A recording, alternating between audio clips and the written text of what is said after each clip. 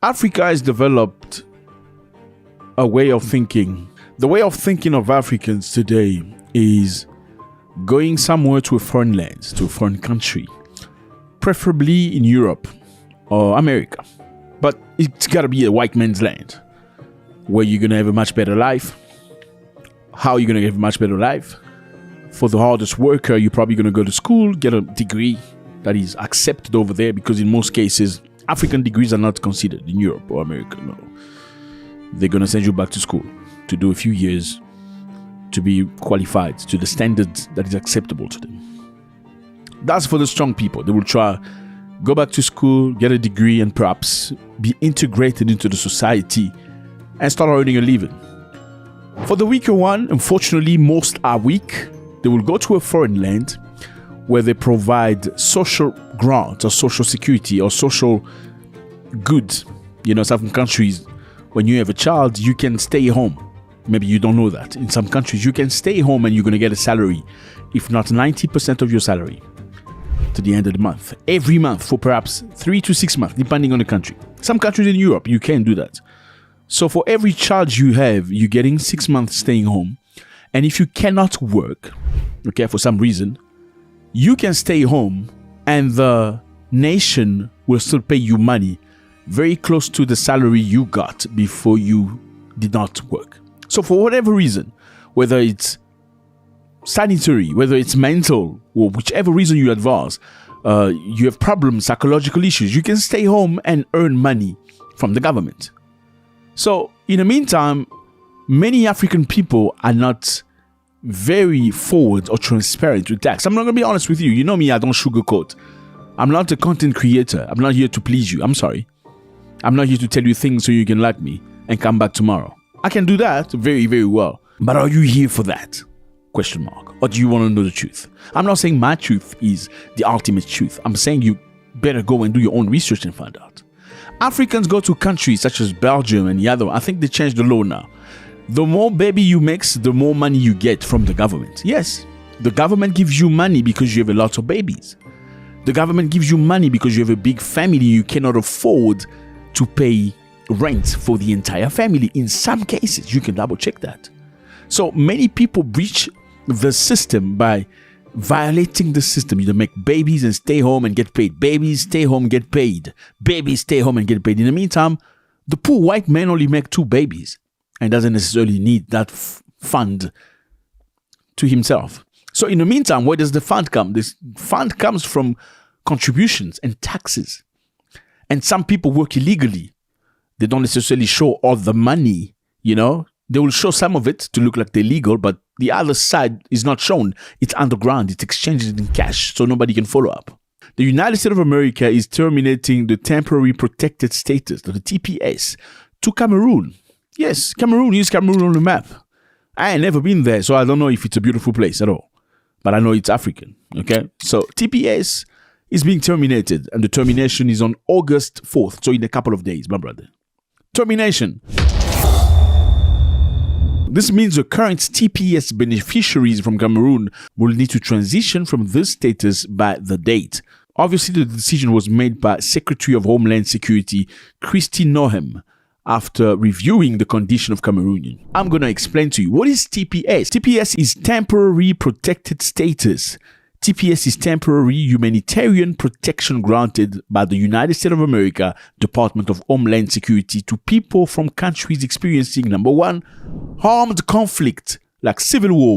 Number 2, environmental disaster like earthquake and hurricane. Number 3, extraordinary and temporary condition that prevent safe return. So countries that are experiencing armed conflicts, like there's war, like, you know, Congo in the east, and South Sudan and some, yeah, that's number 1. Number 2, countries that are experiencing environmental disaster, you know, hurricane and earthquake and, you know, stuff like that.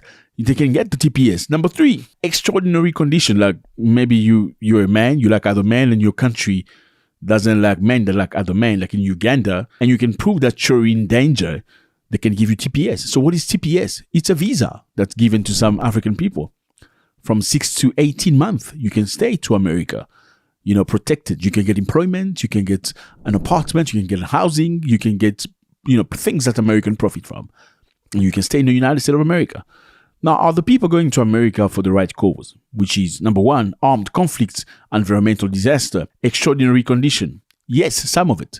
Some people come from actual conflict-ridden areas, like Congo, East Congo, bad, about 12 million people dead, they go for that. Not all Congolese, sorry, I gotta tell you the truth.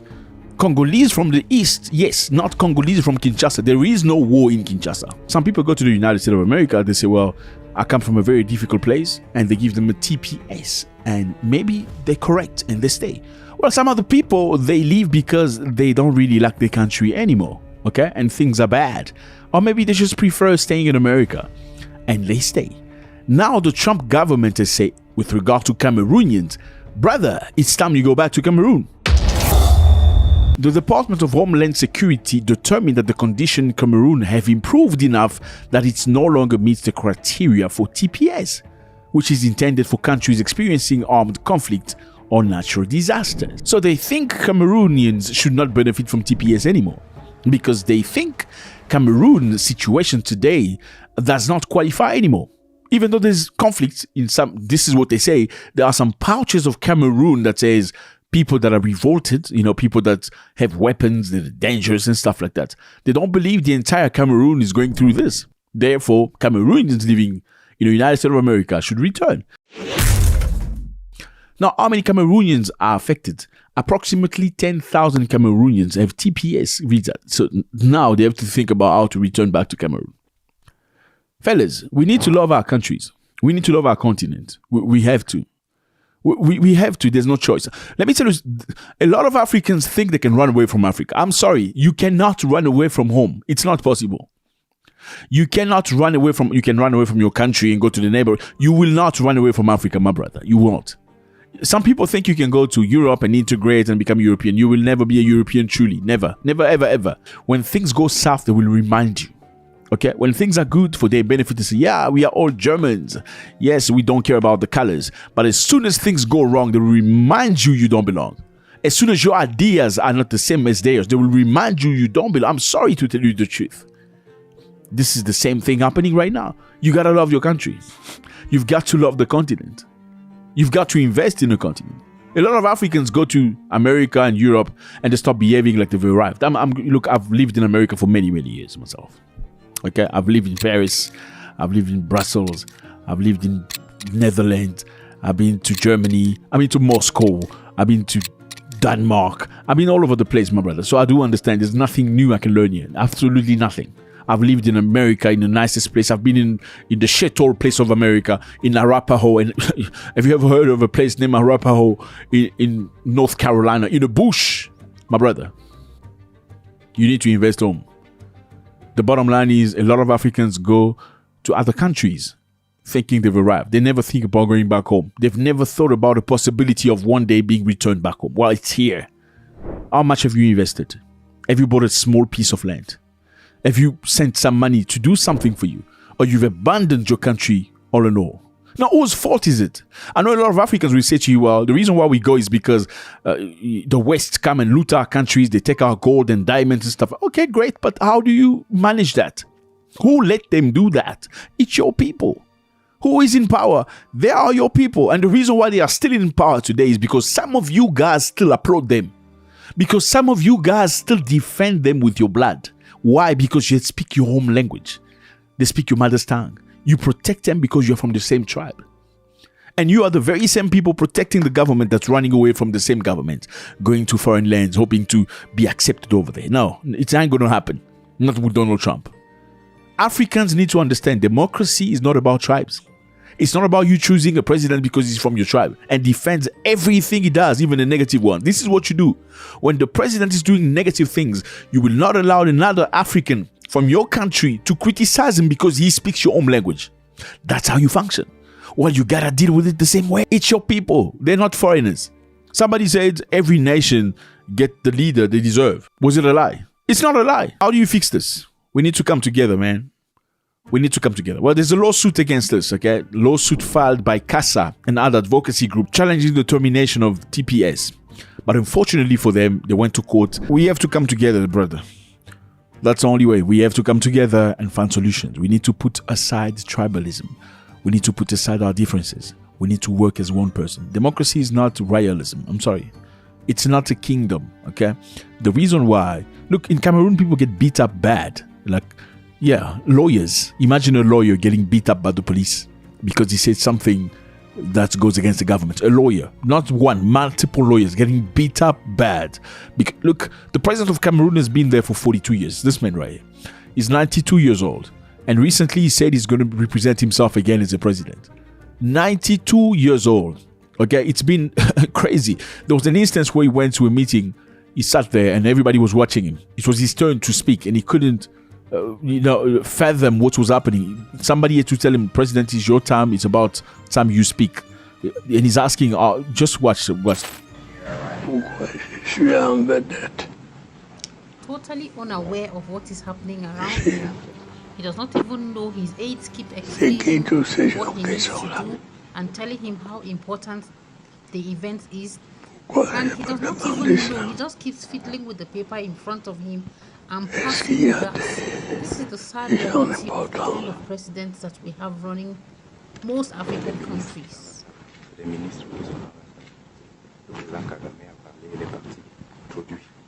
monsieur vous a introduit. Il y avait un monsieur de vous qui vous a introduit. Je dois parler maintenant.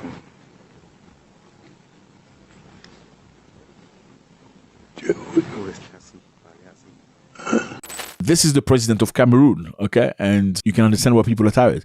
Matter of fact, when Cameroon was founded, it was divided in two. One side was speaking English, the other side was speaking in French. Now, the English side feel like the French side neglect them. They don't take care of them. They don't invest in that side at all. So it came a moment where some people actually wanted to create their own republic within Cameroon called Ambazonia. They want to be separated because they feel like nobody's looking after them. Infrastructure underdeveloped, there's no investment, so let's rather take care of ourselves. But in the meantime, Cameroonians have to come together and have to point fingers, and this is not limited to Cameroonians. Africa has to come together and stop embarrassing themselves. Employers in the United States of America have been told to re-verify work authorization for impacted employees. So you cannot take somebody back to work if you don't verify that they're legal. So a lot of people are going to go back to Africa. And some of them have no houses, no place to stay, nothing. Not necessarily because they couldn't do it, because some could do it, but they never had time to invest because they thought America was their home forever. They're not going back. Well, I can understand you go to Kenya, you go to Burundi and Rwanda and invest because these are African brothers. They probably will never kick you out. Okay, as long as you behave yourself, you don't do criminal activities and stuff. America will remind you when the time comes, it's America first and you're not part of America. Now, we're going to the UK, fellas. I mean, are Africans ready for democracy? Are Africans ready for democracy? We all talk about we want to rule ourselves. We're tired of the colonialists and their rhetorics.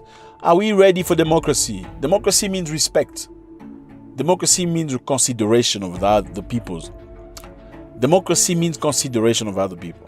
Democracy means I'm thinking red is better than white. You thinking white is better than red. Well, I'm going to respect you and we're going to continue. We're not going to start fighting each other and killing one another. There's one thing I've noticed about Africans and black people in general. You can say 100 things that they like, they agree on. They will clap their hand for you. But if you say one thing they don't agree with, they will forget every good thing you've said in the past. Let me repeat myself.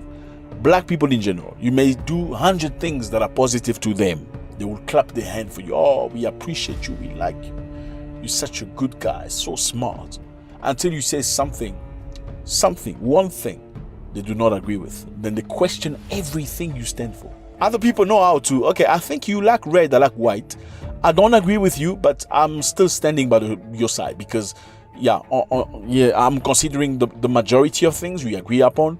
We cannot separate ourselves and part ways just because you say something I don't agree with. That is something we need to learn, fellas. We are in Cameroon. It's Cameroon. Okay? I have never been there, so I cannot say beautiful place, lovely people. I'm very authentic, I tell you the truth. So Cameroonian President Paul Biya has reshuffled the military. Okay, the head of military, all the commanders, all the significant people that in the military have been reshuffled. He's moving people here, moving people there. Some of them have been upgraded, in the military, and some of them have been moved. You're asking yourself, why? Why is he doing this?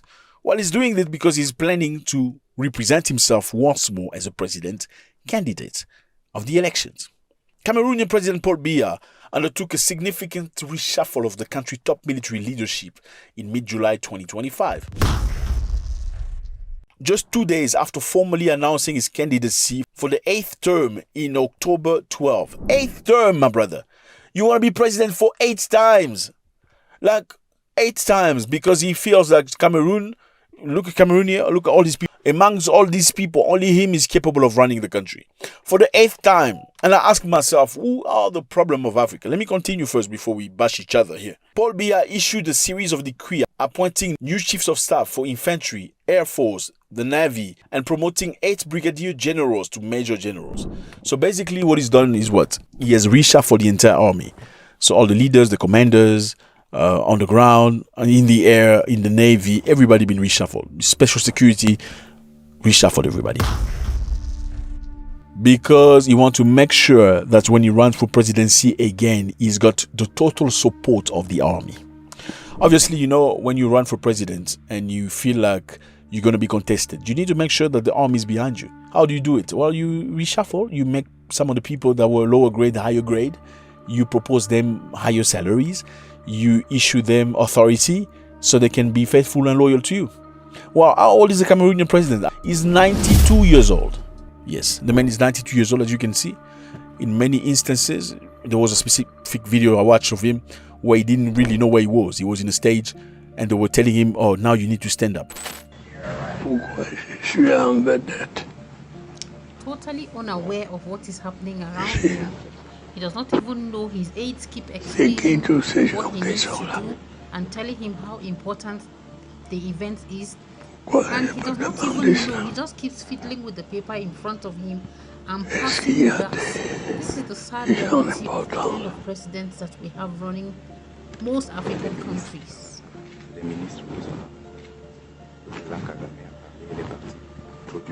Le monsieur vous a introduit.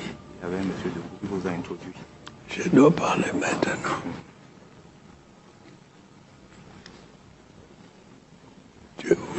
That's the president of Cameroon. I know you've probably have met a Cameroonian.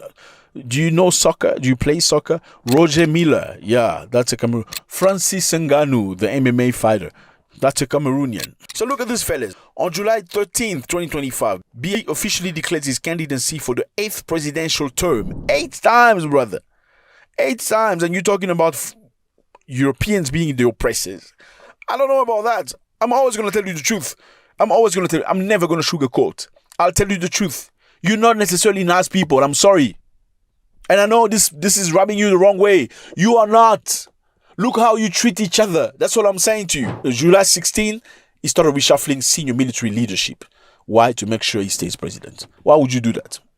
If you want to give everybody a fair share to the power. Why would you do that? Why would you reshuffle if you're probably leaving? Now, my question is this. This is not necessary. I mean, this man has been president for 42 years. 42 years. And some areas of Cameroon doesn't even have water. Okay, it's a Russian church that came to some areas of Cameroon to allow them to get water underground. What do you call it? From a well, to build a well for a country. And in Cameroon, you can't talk negative about the president. You know, you can't do that.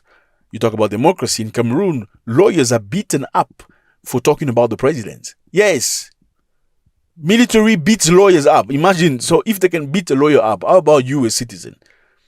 And you're talking about colonialism. What's colonialism compared to this? Are we ready? Are African people ready for freedom? Are African people ready for what they're asking for? I'm asking a big question. I mean, let's just go back to history. Look at Sudan. Sudan, north was Arabs, south with black people. They say you're mistreating us, as black people. Your region is developed, ours is underdeveloped. You don't look after us. How about we cut the country in 2 parts so we can have our own country? They went through war. They fought. They say, okay, they're unaliving us. We want our own country. Well, their wish was granted. They had their own country. What are they doing right now? What are the black Sudanese people doing right now? They're unaliving each other. Bad. 400,000 people gone because they're fighting over power. Is the problem really people from different race? I'm just asking. Is the problem really people from different race? I mean, it's very easy to say Americans, white people are shooting our brothers, our black Americans over there. It's very easy to say there's racism all over Europe and stuff. How do you treat each other? That's what I'm saying. Lawyers are beaten up. There's a singer in Cameroon who made a song, saying we are tired, we want freedom. I mean, this is like their version of Jay-Z. Like, it was that big. They beat him up so bad by security forces. He started reminding them. He says, listen, have you forgotten me? I made a song for the president praising his glory for many times. Why are you treating me this way? They almost killed that man. Are Africans ready? I'm just asking. Now, does this mean it's the Cameroonian president himself that wants to stay president? Well, not necessarily. Because in some cases, it's not even the president that wants to stay president. In some cases, it's family members that tell him, listen, you've been here for 40 years. This is the only life we know. Being praised, driving in big cars, traveling when we want. Why do you want to take that away from us? Who's got a gun on your head? Who's going to resist you? Please don't do that. Yes. Sometimes it's external people that say, listen, president, we still need you. Sometimes African people come into power with good mentality, good ideas, actually wanting to make the country better, until they meet people that are appointed in office. Those are the people that want to loot the country because they want to live high life, building big villas, have big houses and travel. They don't want to take that away. It's like they become addicted to power. It's not about the people, it's about themselves. And I'm 100%, maybe not 100% sure, I'm sure this president was pushed by somebody. 92 years old, he's been in power since 1982. And he's still going. He's 92, he's going to stay for another 7 years as president. Let me know how you feel about this reshuffling of the army, changing people here and there with the goal, like many experts say, is to try to gain the loyalty of the army. Obviously, when somebody pushes you in a position where you become a commander-in-chief of some military section in the army, or they move you, upgrade you, you will stay faithful and loyal, right? 92 years old, want to be president again for the 8th time because he feels like Cameroon has nobody smart enough to run the country. Okay, this is Ibrahim Traoré making a speech, and he was discussing with other presidents, Mali, Burkina Faso, and Niger. These guys are out. You can't count them in Africa anymore. They are different kind of Africans. They want freedom.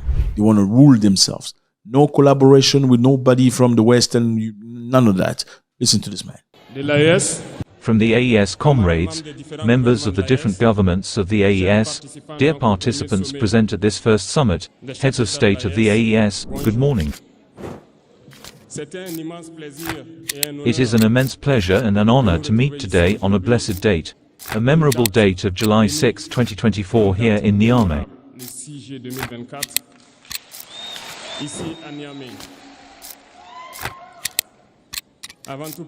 Before anything else, let us give thanks to God who has allowed this day to be.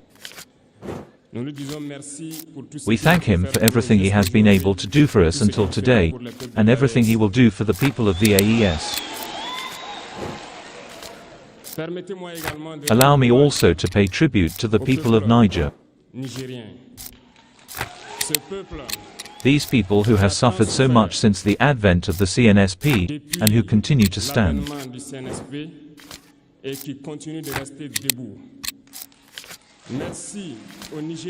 Thank you to the Nigerians who gave us a warm welcome yesterday when we set foot on the soil of our homeland here.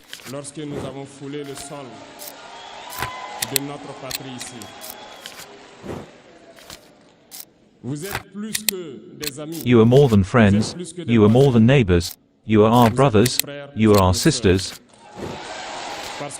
because brotherhood goes beyond friendship or neighborliness. To give you context, fellas, these 3 countries, as you see here, Mali, Niger, Burkina Faso, have kicked out their presidents because the presidents were working for the masters. So they said, yet, we're not going to do this anymore. We're going to turn to Russia for help if we need, but we want to run ourselves.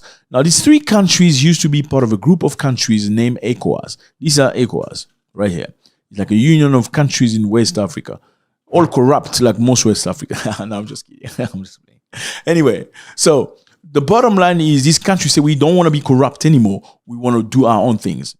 He literally meant that. They don't want to be corrupt anymore. They want to serve the people, service delivery, make sure people have water, food, and hospitals. They have been doing that. Guess what? They have been doing that. Unlike in Nigeria, where people have to run to get a visa to London or South Africa so they can get to hospital. No, I'm just kidding. Or sell drugs. No, I'm just playing. Anyway, I'm just playing. Don't be angry at me. So the three countries, I mean, must be playful or else you're not going to watch, right?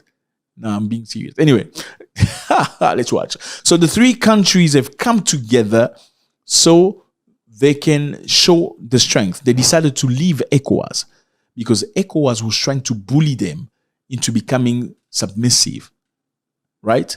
Now the three countries say, if you dare attack one of us, we're going to come together and blaster you. Listen to what he has to say. Because brotherhood goes beyond friendship or neighborliness. We have the same blood flowing in our veins. In our veins flows the blood of these valiant warriors who fought and who reserved these lands that we call Mali, Burkina and Niger. In our veins flows the blood of those valiant warriors who helped the whole world get rid of Nazism and many other scourges. In our veins flows the blood of those valiant warriors who were deported from Africa to Europe, America, Asia and other places, and who helped build these states during slavery.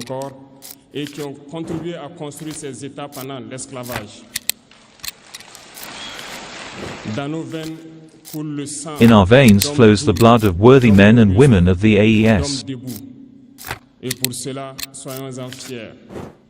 Et soyez remerciés d'être ressortissants de l'AES.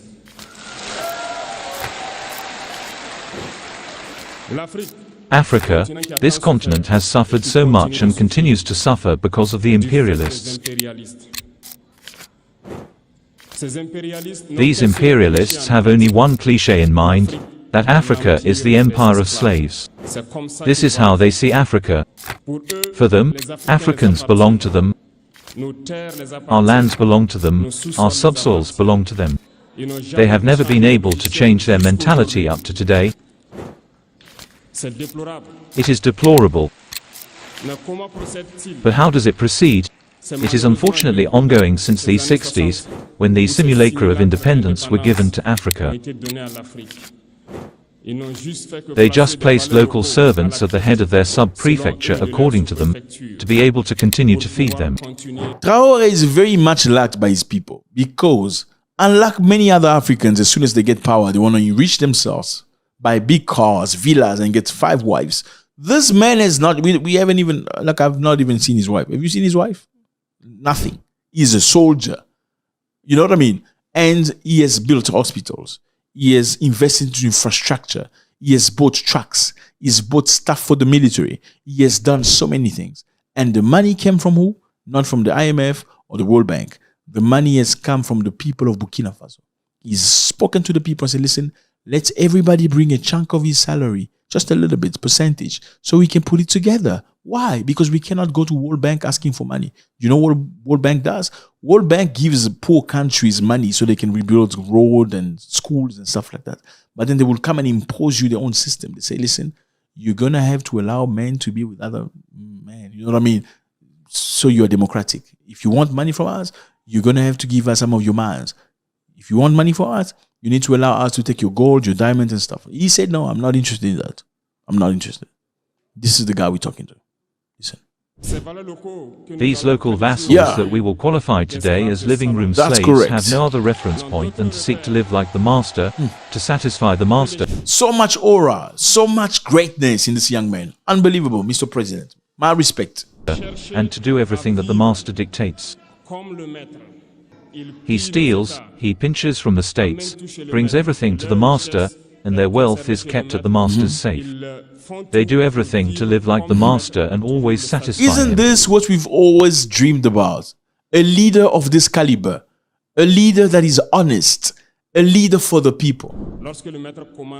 When the master orders, they execute. Do you know who these living room slaves are? Well, we will explain to you what they are. They are individuals who have no dignity, who have no morals, who have no personality, but the slave master has always known how to identify these individuals.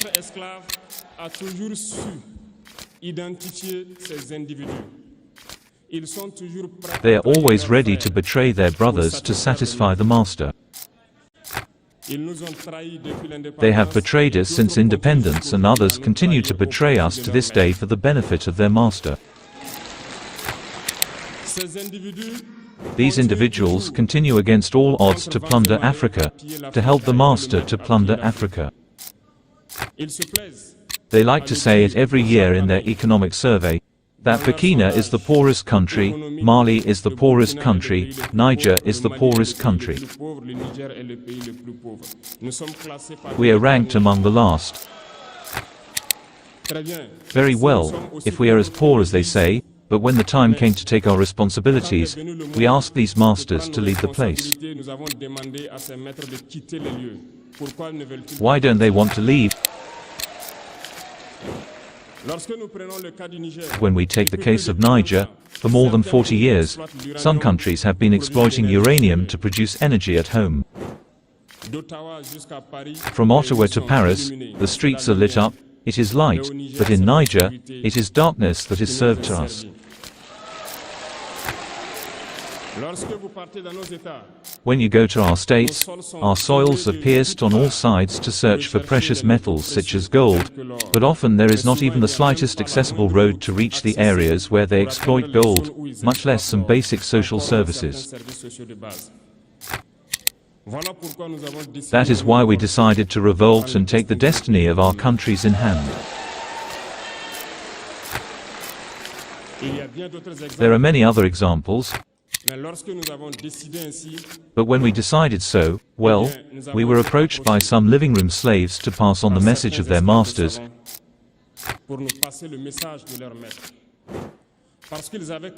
because they had created this kind of polymer chain that rises at the head of our states to serve them, but we came to break the chain, and it is inconceivable for them.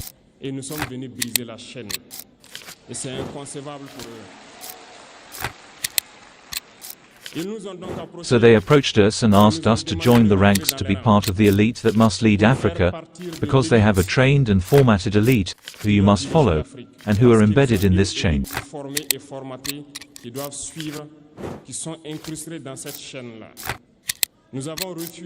We refused to join their ranks, and from then on hostilities began.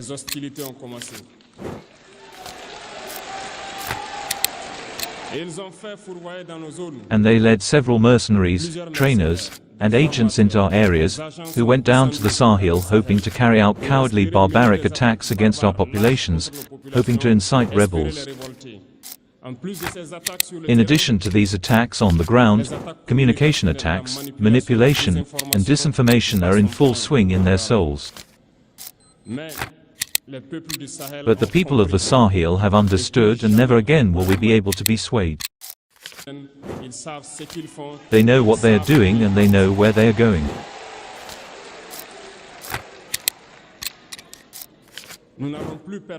We are not going to allow this anymore. People are awake, and people are fighting today not for ourselves, but for generations to come.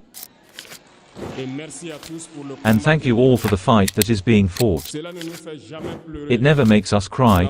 We are not going to tremble. We are going to confront them. We are going to fight for real independence and for our... Fellas, I don't even know what to say anymore. I mean, you let me know how you feel about this. It's always a great pleasure. Leave your comment before you leave. Fellas, you need to leave your comment because you guys are not commenting. Okay? And YouTube said that a lot of you guys watch videos but you're not subscribed. Why are you not subscribed? I mean, you like this, right? You want this to continue. It has to make sense for the people behind the camera. So if you humbly want this to continue, I'm humbly asking you to participate. Please drop a comment. It doesn't cost you anything. Absolutely nothing. But it means lots of things for the person behind the camera. God bless.